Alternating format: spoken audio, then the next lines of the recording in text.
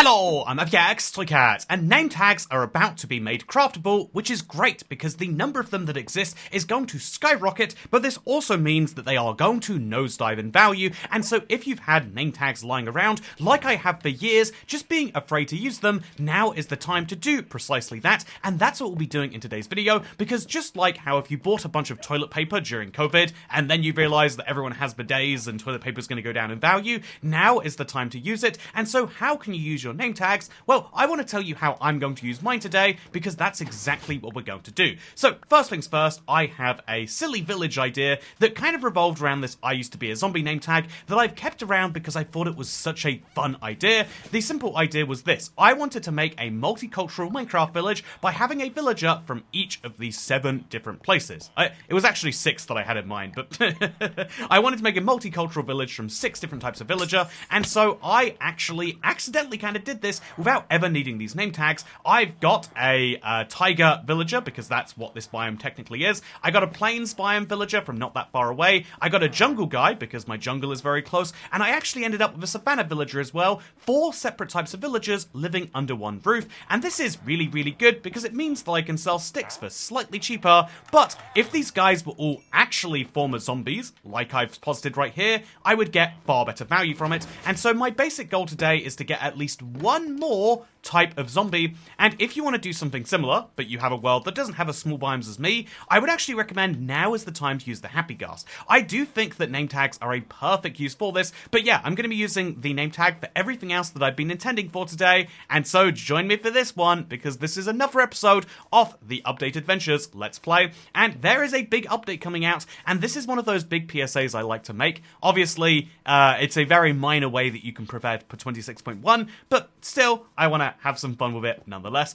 And so let's go to an anvil and let's pick some name tags to give a fun name to. By the way, I can't stress this enough, but I think it really is crazy to go from name tags costing 14 emeralds, you know, name tags being a kind of late game item for many people, to name tags being one of the very first items many people can craft. Paper is abundant, and so too is ingots, but still, I think that on balance, it's a good change for the sort of player who is just kind of casually doing stuff. So, some extra name tags that I would have never used before, but now can, are for Vex and Silence, because here's the scoop, name tags are ludicrously expensive, I think we can all agree, and so there are all sorts of things that you would love to name, just like how I named my deserted desert on the map, or indeed my, I've got my expansion city over here. I love having these places. I think that it's also true that there are all sorts of fun things that we all have inside of us that we just haven't done because it's expensive. And so even though inside my head I'm like, man, they are taking something from being valuable to valueless,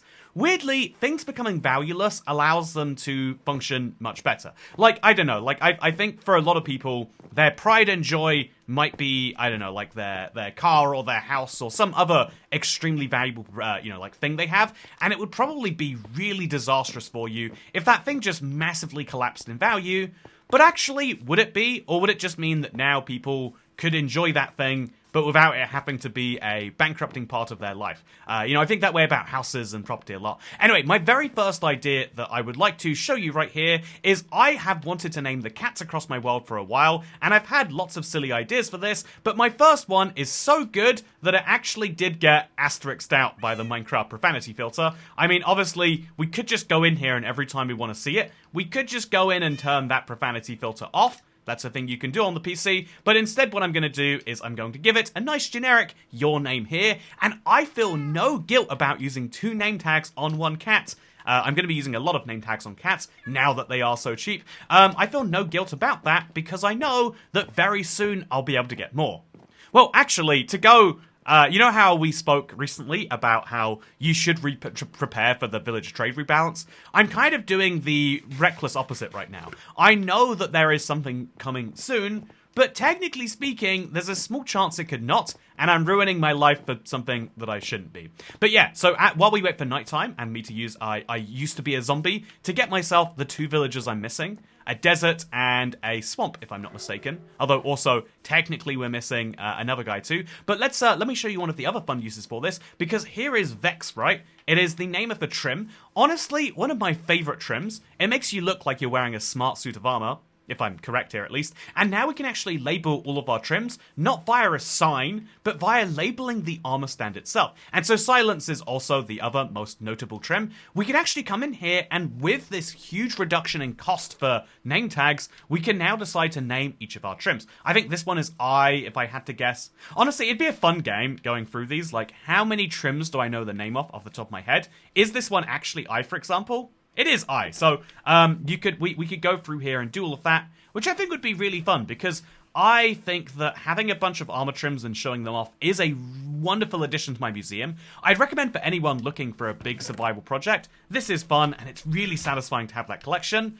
But being able to actually show it off for someone to come into the world and actually to be able to appreciate it might be an important part too. I mean, that's what I would say, though. Speaking of things that I would say, let's grab a bucket and let's get rid of this disastrous mining fatigue effect. If you're curious as to why we have that, it's because in my museum, I have lots of very clever, very smart things, and then I also have an Elder Guardian, which to this day, I think it was a bit silly of me to put it in here before I finished building the rest of the museum, because now I can't build down to the basement. It takes me this long. Even if I drink a milk bucket, they've removed the issue where you could, actually mine for a few seconds. Oh! It's come back. Okay, I can actually mine 4 blocks or so. And so in theory, I could build my basement plan that I wanted to. But yeah, pro tip, if you have an Elder Guardian and you think it'd be fun in a museum, build the museum first. Fully is my terrible recommendation. So yeah, now I can start labeling all sorts of things that I never would have before. This cow, obviously he's here for milk, but if you come into the museum for the first time, you might not know that. So what if I label him Milk Machine?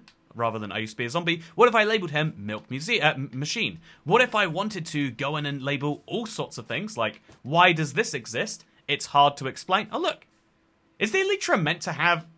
Wait, that's crazy. Does the elytra on the armor stand change when your elytra changes? This is... Okay, I thought I had something to show you today, but I have something that Minecraft is going to teach me today. Is it really based on my cape? Let's put on the Twitch purple heart cape for a second. Let's see if they change at the same moment. Oh, that's... I wonder, does it look like my elytra cape? Or does it look like the elytra cape of whoever placed it there? I've got so many questions about this now. And so it's cool because I could label these things for future people.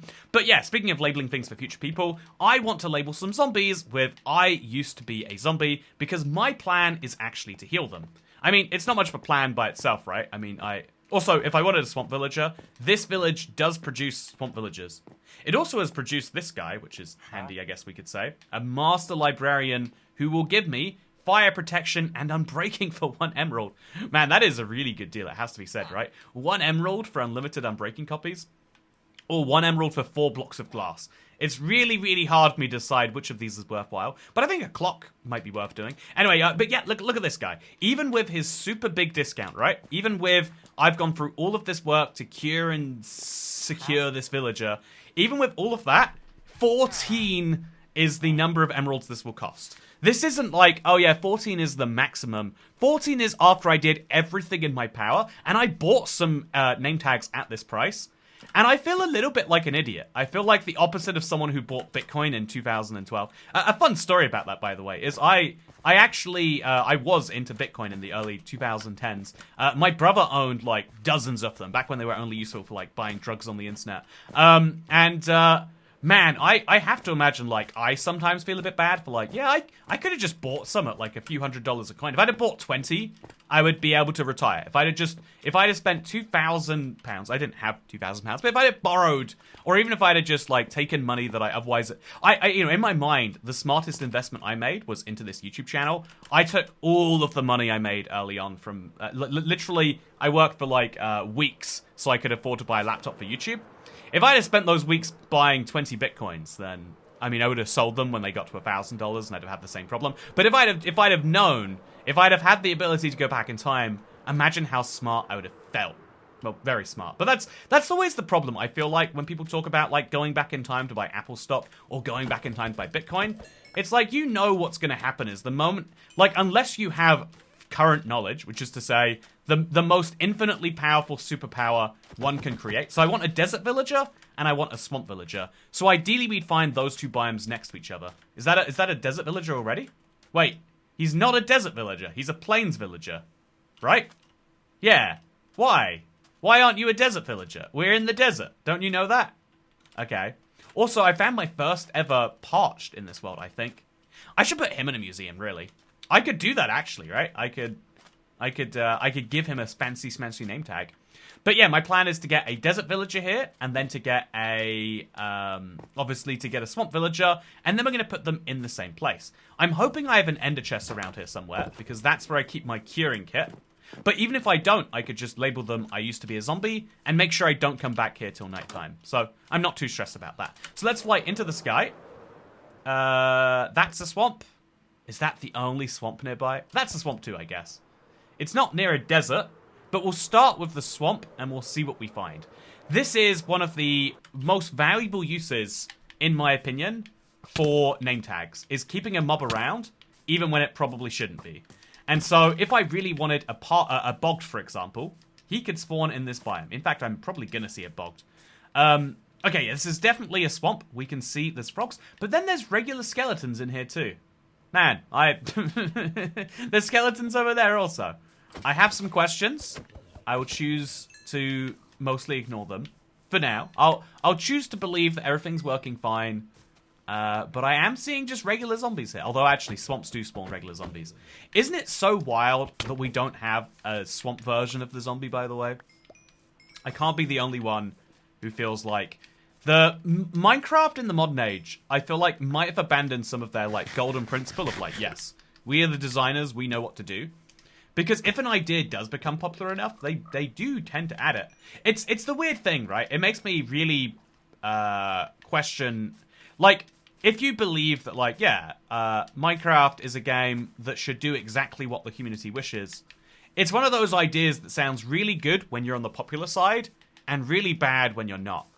I think there's a shocking amount in life where when you have a popular opinion, you're like, why the heck wouldn't we just do this thing?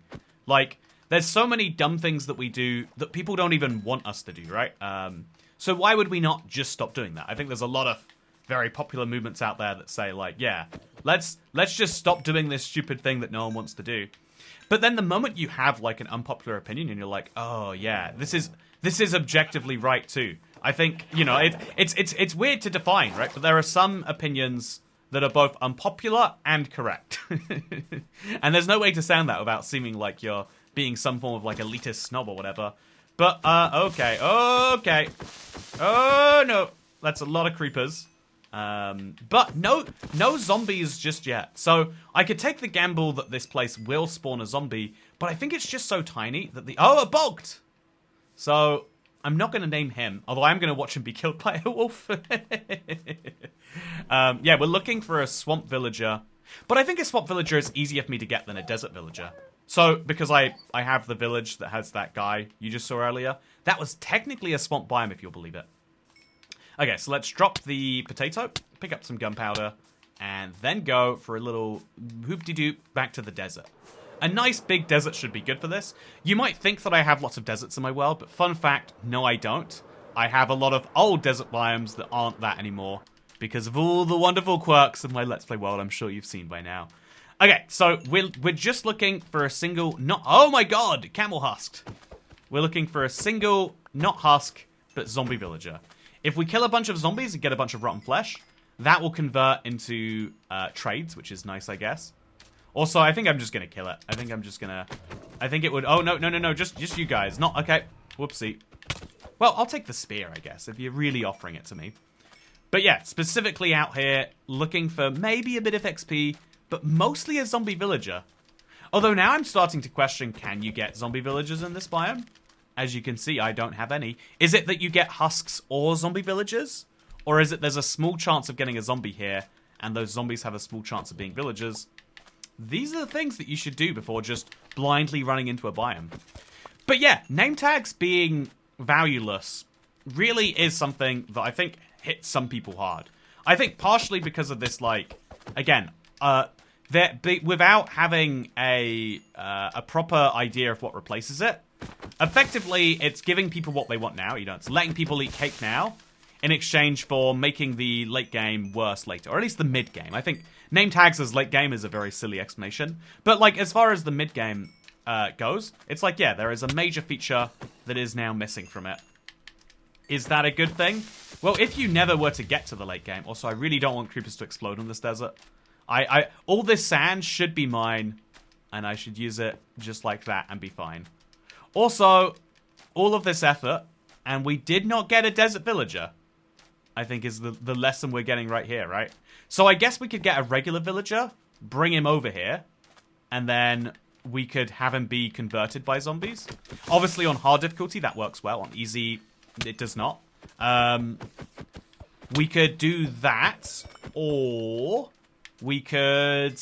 Oh, no! We did it! Yeah! Okay, we need to... Right now, we need to take... I guess the left guy, because the right guy looks like a nitwit. I can't believe you wait for a bus for all night, and then you get him all at once. Okay, so we kill him, and we need to get him inside right now. If he's not inside, he will die. I'm going to keep both of them, just in case one of them dies and the other doesn't. But they are going inside my house right here, right this second. I'm going to eat, but it's not as important as getting them inside. So go, just keep away from me. Come on, please don't burn, please don't burn. The sun is so close. But you are so close too. You can make it. I believe in you. So, what's fun about having lots of houses in your world is when it really comes to it, you know, if it really comes to it, maybe we could say, when it really comes to it, oh no, one of them's gone back to, okay. So, now, I can take this fella over here and enable him, I used to be a zombie, but we can do the same with this guy over here too.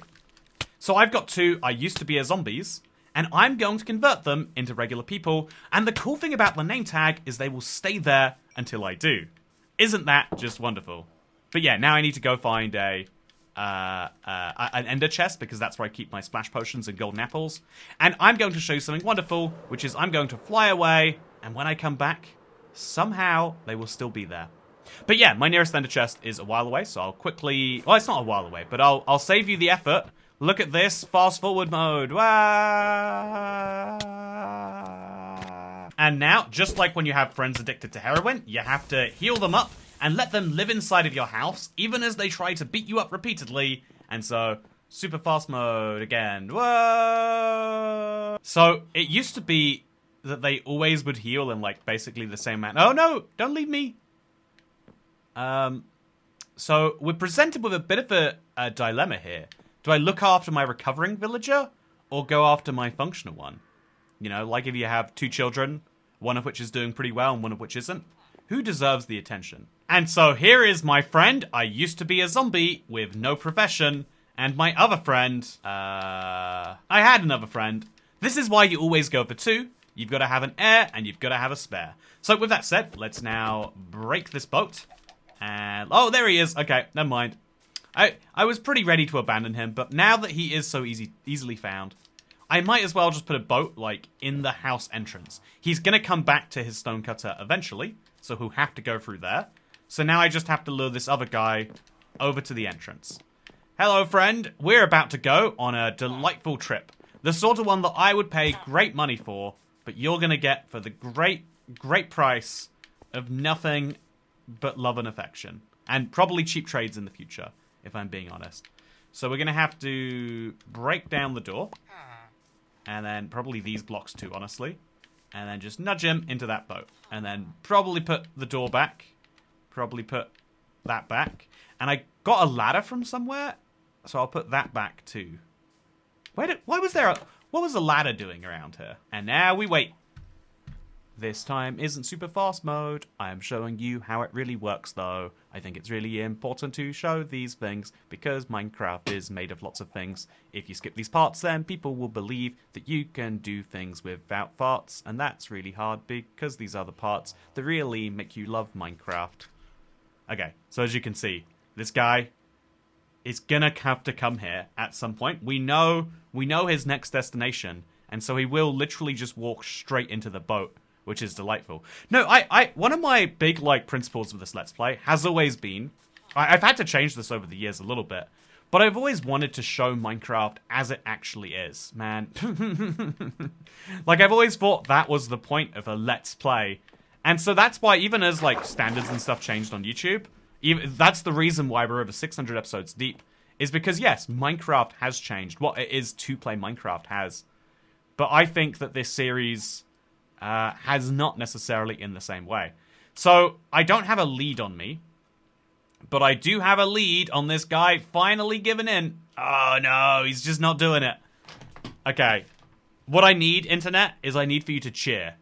Believe in yourself, in your head. You don't have to do it out loud necessarily, but believe that this guy will walk into the boat, and now we just need to get that boat to the other side of the world, which is, I mean, it's a lot easier said than done if we're being real with ourselves, but all I should have to do is grab a lead. I don't have leads in this chest because they didn't used to just spawn on multiple times a minute. I'm now going to have to grab a lead, and I'm going to have to grab the one place in the world where now I think the Happy Ghast has its use case. So I'm finally going to get to do it, okay? See, I'm a kind of believer that while I'm doing this ludicrous Happy Ghast journey, which is going to take me several minutes to get across my world, I'm kind of the believer that actually this is something that is a part of Minecraft, and so the reason we exclude it from videos is partially retention and the obsession with metrics and all that, and partially this belief that, like, yeah, well, you should only show the best bits of Minecraft in a video, but when you show only the best bits of something, you also shape the opinion and perception of what that thing is. And so I kind of like this idea of, like, yeah, cross your world, press the F1 key, that's how you make this happen, and genuinely just enjoy a vista of your world, the sort of cinematic you might otherwise only see in a video, because it's the sort of thing that might appreciate something you've worked on. It might also make you appreciate that something's horrifically wrong. Like, why is there a water pit in that lava? I mean, actually, I like the water pit in the magma. What about that random block of wood over there?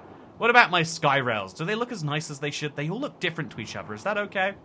I think a look around your world like this. Oh, I cannot believe that cactus genuinely just naturally grew a cactus flower. Fun. That's a 14-year-old cactus right there. But yeah, I think that it is a really fun thing to fly across your world. And even though it is dull to some definition of that word, I think it's also a delight because Minecraft needs fast and high-paced and, ooh, can we do this? But it also needs relaxed. And I think we've got that covered right now. Because ultimately, I think that so many people focus on, one of my, I don't necessarily use the word a lot, but one of my big goals, in my opinion, of like being a little bit more stoic, is to really think about what it is in your life that you can control, and what hardships are outside of your control. And just like how we mentioned that you can't control if Mojang changes something massive and implement some villager trade changes you don't like. There are some things that you're never going to be able to control. There are some things that you are directly in control of, though. And I think just the simple stuff, like how do you react when you're in what some might describe as a boring situation, that is something that will shape your enjoyment of life as a whole. And so, in the same way that we talk about how, like, being good to future you is one of the most important lessons you can take from whatever it is we do on this channel, I think one of the most important lessons I'm taking from this project is actually, even though I dread it, and even though my brain is like, you might be bored for a few seconds if you do this, actually, this is what Minecraft is. It's hard, but it's going to result in something fun. And so now, I've done a really great part of this project. I've got 2 desert villagers to bring with me to my multicultural village, which all worship Toycat. You know, the multicultural bit's the important bit, though, trust me. Although we've got this to bring along with us, which is great. I do also have, as I'm sure you can spot... Hey, there we go, look at that. Oh no, I've accidentally not tied them to each other. There we go. So now we just take this one off. I'll put it onto, I don't know, nothing. How do I get this lead back, actually? There we go. So now we've got ourselves a Happy Ghast, and we've got ourselves a boat. And as long as that Happy Ghast stays far enough from the ground, these guys will be kept perfectly safe. In fact, I'm sure he'll just come back down to the ground anyway. But just to make sure, we'll put him up here in the sky. And then we'll fly away quickly, because my next goal needs to be using the rest of these name tags. And I think some swamp zombies should be next. Or actually, you know, if I need 6 nationalities, rather than going for the swamp village, which I could totally do, why don't I instead do something a little bit rogue? And why don't I go and grab that villager? Oh, okay. See, here's an example of something weird you might not have ever seen. My Happy Ghast just froze. No logic why. It just decided to. Is that like the client server desync thing? My internal server broke it. What I know though is that I am now going to be able to take this guy, put him in a boat, and just fly him over to the other side of the world. And finally, after all these years of my protectiveness with these name tags, because I was worried, what if I would need them for something else? Or what if the sister... You know, rather than dealing with any of that, instead, we can just say... Well, it's going to be really tricky because this guy's here. So let's just nudge him down. Okay, there we go. And then we'll put him in there. Quickly attach it to a lead. Quickly attach that lead to my guy over here. Hey, perfect. Okay, Mr. Happy Gas, please come back. I know you see me. I can see you seeing me. Please, please, please. Oh, damn it. I swear, this guy is the worst communicator in the world. But, come, please. I do need you over here. If I firework up to you, my whole life will be ruined. So just let me on. There we go. Just like that. I can now whisk my villagers across the world.